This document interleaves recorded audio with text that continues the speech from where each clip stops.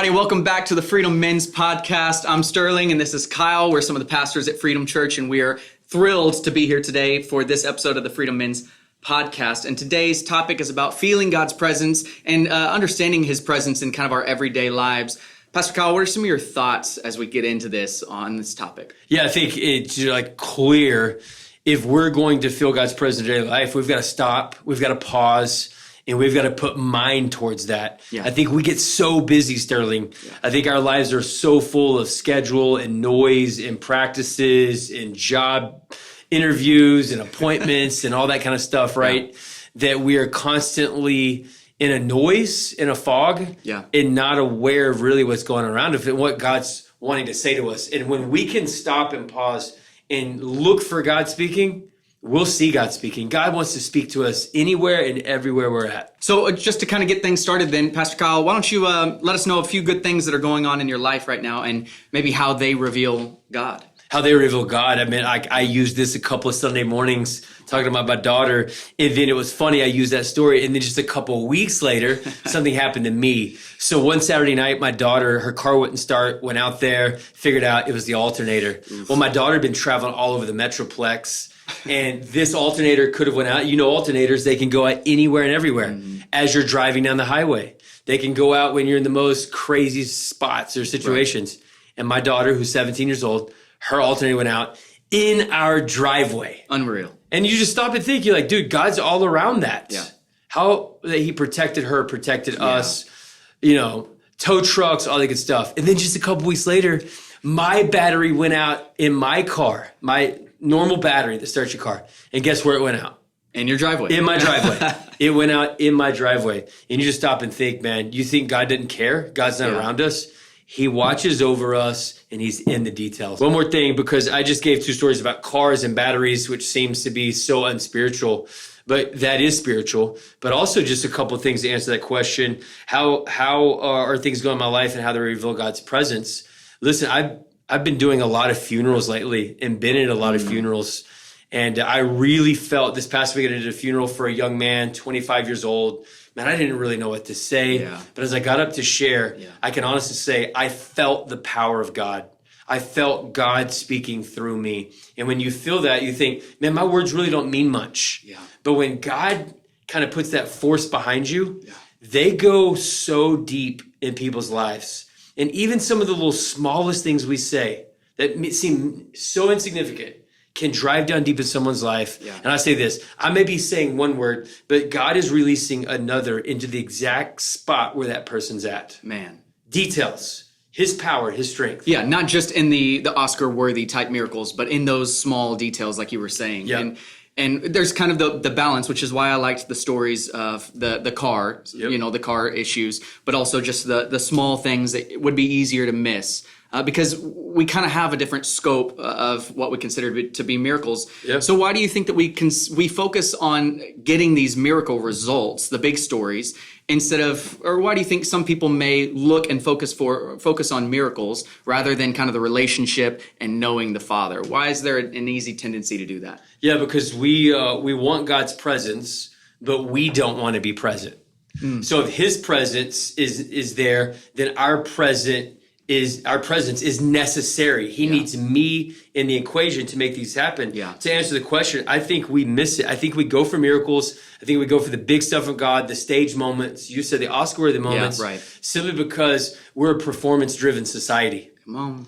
We are driven by what can you do for me? Yeah. And what have you done for me lately? And so if you're not performing, we even do this as parents. If our kids aren't performing just right for us, then we punish them. Yeah. And you think back, all of you men watching this podcast, you think back to the moments when you've punished your kids. I know. It's probably because they didn't do something you thought they should do. Right. And that's not God. Yeah.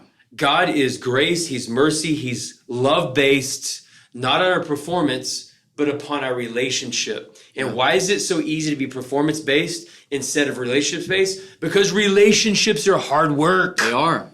It's a lot of like nitty gritty. It's a lot of details. Yeah.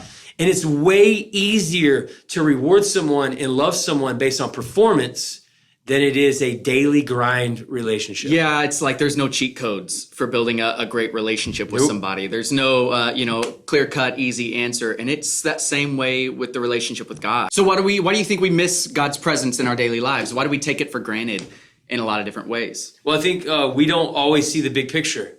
I think seeing the big picture sometimes lets us pause and see what's really going on.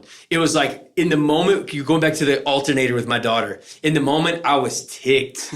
I was sitting on the couch. It was late on a Saturday night. Yeah. I'd already kind of checked out for the day. Yeah. And now I got to go put on my flip-flops and go outside and do jumper cables and all this kind of stuff. And in the moment, I was more mad than seeing God. And it wasn't until the next morning when I woke up and I was driving to church and it hit me. God says, Kyle, watch what just happened. Your daughter could have froze up on I-35. Yeah. She could have been stranded in downtown Fort Worth. But watch what I did. I know it was an inconvenience to you at the time, but it really was my big picture of taking care of you. Yeah. I think sometimes we miss that big picture. I think even sometimes we don't pause enough to just look at nature and the signs around us. We miss God and we take these things for granted just simply by not pausing and watching the sunset. Yeah. As one of our seniors pastors here, he says, just walking a little slower, just listening a little longer. If we can do that, then we'll see God come through. Yeah. And what I mean by that is in people's stories. Sometimes when someone's talking, we check out real quick to go to the next thing. And we take it for granted because we don't really listen to the end of the story. We don't listen to what their life's been all about. Why is that person bullheaded and inconsiderate? Right. Well, you find out what their childhood was like. Yeah. Why does that person freak out and they go crazy about different stuff? Because then you look back to the way their ex-husband treated them or their ex-wife treated them, or all of these things play in. A person's story plays into those things. Yeah, but you have to take the time again. And that's so hard. I mean, we want to spend as much time as we can doing the things that we need to get done, and then everything else is secondary. Yes. There's the idea of we're kind of the garage culture where our front porches over time have gotten smaller and our garage doors have gotten bigger, and we pull into the garage and close the garage door, and we're never really on our front porch talking to our neighbors, getting to know people's stories, just talking to people in our everyday lives. Yep. And I think feeling God's presence, talking about that, I think when we go home, we're in that same mindset I was with Mallory's car. We put on our pajamas, we watch TV, we disconnect, and we don't want to walk 30 yards to go meet our neighbor. Yeah. We don't want to walk across the street to hear their story. Yeah. But those type things are there to help us feel God's presence. Yeah. Man, I think you open the door to kind of understanding people's stories. And I'd like to go ahead and just kind of move into another question. Yeah, but I got a question for you. Okay. All right, you're asking me questions. I want to ask you some questions. Did you have, Sterling, any times in your life that you prayed for something and God didn't answer? Yeah, plenty of times. A lot of things were ministry for me outside of family. And so for ministry, raising money for fundraisers, trying to remodel a youth facility, hoping for 10,000, planning for 10,000, working really, really hard and receiving only, 4,000 or 5,000. You have to adjust everything. And especially I think in ministry, it's easy to say, well, God, we're doing this for your people, so please provide. But even at church, he doesn't always provide all of those things, and we have to trust him in the middle of that. And I think in my own personal life, I've seen that too, where I thought he would provide something that was just kind of a need for my family. Yep. And it may not happen. And it's devastating in the moment. I don't have anything very, very personal right here that I'd like to share, I'd want to share. But I think that it's pretty easy for me, focus on the miracle. And focus on the fact that I want him to perform that miracle. And when he doesn't, I think kind of like Martha in the story of Lazarus, where she was really, really upset because God didn't deliver and Lazarus died. And I think she was so focused on the miracle and not trusting in God's character and in the bigger picture. Yeah. And the worst part about this really is when I focus on just the miracle, when God doesn't provide, I almost throw his character into question.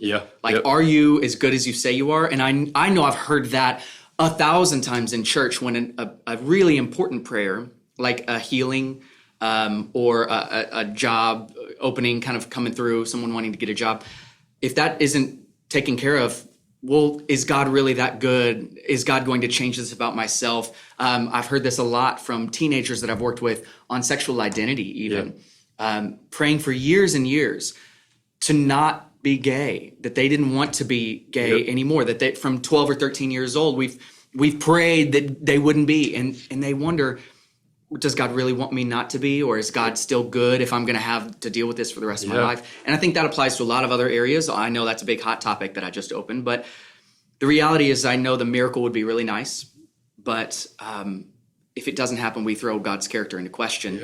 And what I've learned is it's because we're focusing on the miracle and not putting our trust and hope in the God of the miracle. And so when that miracle doesn't happen, eventually we're going to need another miracle or another miracle, even if it did happen. But instead, we should focus on the relationship because he sustains us through all of it. And we can trust in getting to know him. I mean, he walks beside us. He sees the bigger picture. I love what Isaiah 41 verse 13 says. It says, "For I, the Lord your God, hold your right hand." So in every one of those disappointments, in every one of those unanswered prayers, you had to trust that God was holding your right hand. And this is what he says. As he's holding your hand, can you picture the intimacy? So we've been talking about feeling God's presence. He's saying, hey, I'm holding your right hand and I'm speaking to you. The strong whisper of God. Do not whisper. I'm sorry. Do not fear. I will help you. Do not fear, you men of Israel. I will help you. And so no matter what you just walk through, no matter what we all walk through, God is saying, I'm going to hold your hand and I'm going to whisper to you. I'm going to tell you, I'm with you. Don't be afraid.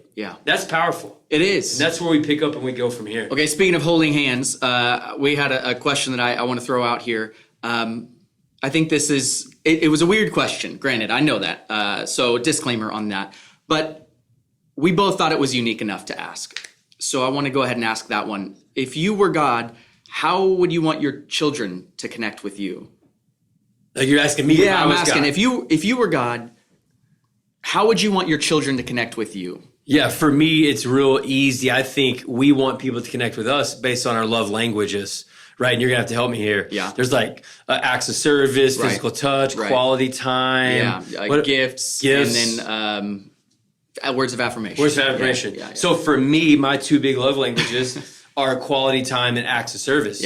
So how I want my kids to connect, to this day, Mallory and Tyson, I want them to connect with me through quality time.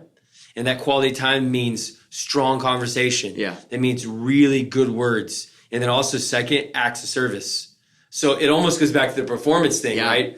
But not like acts of service is like you're doing the dishes, you're doing the laundry. That makes me happy. It's just doing stuff, right? Accomplishing something, dreams, goals. We're moving towards something. Those are the things that would speak highly to me. What about you? Yeah, well, I wrote some different things down, and I thought those were incredible. And I love the 5 love languages. I think that's such a strong tool, and it really helps us understand. Although I'm thinking while you're saying that, which love languages does God have? We all have kind of like a top 2. I'm kidding. He has all 5, right? I wrote this down, and I'm going to just kind of read this. How I would want my children to connect with me if I was God. Well, I thought when you talk to your friends, you do different things like laugh, ask questions, tell stories. You reminisce on old times. You complain with friends. You joke around. You tell them stuff that you don't tell anyone else. And I think if I were to be honest, I would want my kids to do a lot of that, to say thank you, to have a great relationship, to talk about the good times, talk about the bad times, complain, joke around, ask for different things, be honest with me, give me praise when I'm doing a good job as a dad. I want them to recognize some of this. I mean, you want accurate and honest feedback from your kids, and an employee or something like that. You want fair and honest and accurate feedback. And so I think that this is kind of how I would feel if I was God and I wanted my kids, which helps me understand it's a hypothetical question, right? And there's different types, but a hypothetical kind of helps you understand something and solve a problem in the future. And so I think for me, this question was really about how do you solve the problem of how we approach God? And if we talk about the hypothetical, how would we want someone to approach us? That kind of helps us understand how we would like to approach God, maybe even in our own tendencies. For me, spend quality time and kick butt. Do some stuff for him, right?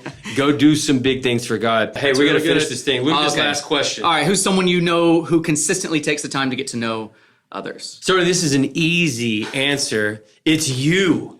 You are so detailed. You are so much into people's lives, their story. You're such a great listener. And so when we wrote this question, it was easy, Sterling Welburn. So you answer that question. Oh, we didn't write this question. I didn't write this with a self-serving agenda behind it. It wasn't like I wanted to genuinely know, because to me, you're someone I've followed for a long time, and I've watched you kind of lead and get to know people. But I appreciate that. You are. For me, it all stems back. I know this is a podcast. It's kind of a conversation. This isn't a 3 to 5 minute episode. To me, it stems back from a lot of my childhood. My brother was the really cool one. In fact, my brother, to me, was very similar to you, where he was just a big personality. People liked him a whole lot.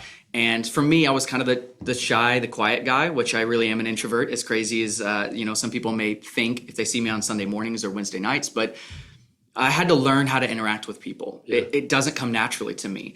And so I know what it's like to be completely ignored. I know what it's like to just be under the radar. And a lot of times I like that. But as a pastor, you can't just let people go under the radar and not care about them. And I think as a Christ follower, that's kind of the whole agenda. That's the whole motive. That's love God and love others. Yep. And putting them first. So I had just a few thoughts on this, but really I think it's just because the majority of people that I know don't get cared for in their lives the way that they know that they really need. Yep.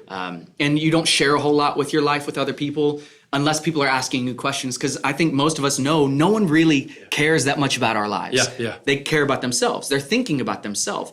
And that's fine. It really is. I get that. But for me, it's if that's how everyone else is, then they don't care about me. So I'm going to learn to care about you and think more of yourself. Philippians 2 is one of my favorite passages where you put have an interest in others more than you have an interest in yourself. Stay humble and obedient. So anyways, I think honestly that's why I'm even here, is because that's why I believe in small groups, that it's a place that you can share your life with people that will actually turn around and care about you. Plug for small groups here, right? But really, that's the whole point. Yeah. So that even though no one else maybe in your life knows about you or cares about what's going on and the deep personal stuff, much less the interests and hobbies, the activities that you like to talk about, those kinds of things, but they'll care about the deeper parts of you. And then when things do go wrong, you are not just off the radar and no one knows that you're in the hospital or you're sick or you're hurting or you're emotionally devastated. You have a group of people who are there to support you, care about you.